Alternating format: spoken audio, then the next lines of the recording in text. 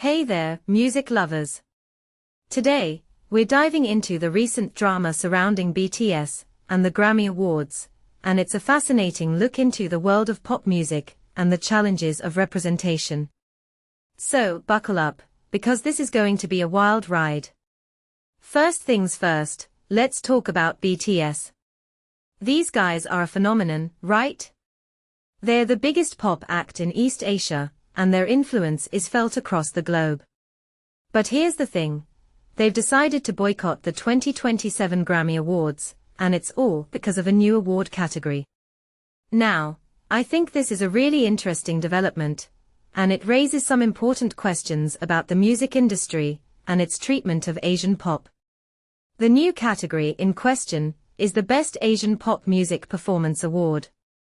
The Recording Academy, which runs the Grammys, introduced this category to, in their words, celebrate different and new genres of music.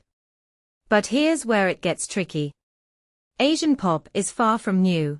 It's been around for decades, commanding massive revenues and audiences, especially in the US.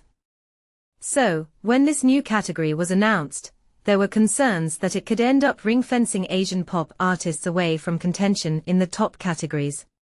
Now, let's talk about BTS's decision to boycott. In their statement, they said, "We hope that music can be heard and loved for what it is, rather than being divided by region or language." This is a powerful statement, and it highlights the issue of representation in the music industry.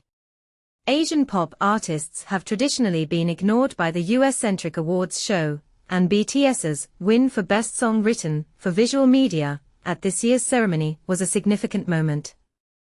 But, as they point out, their recent material is overwhelmingly in Korean, which means they might not have qualified for the new Asian pop category. This raises a deeper question. How do we ensure that all forms of music are represented and celebrated equally? The music industry has a history of favoring certain genres and artists, and it's important to address these biases. In my opinion, the introduction of the Best Asian Pop Music Performance Award is a step in the right direction, but it needs to be accompanied by a broader shift in mindset. We need to move away from the idea that music should be divided by region or language and embrace the diversity of global pop culture.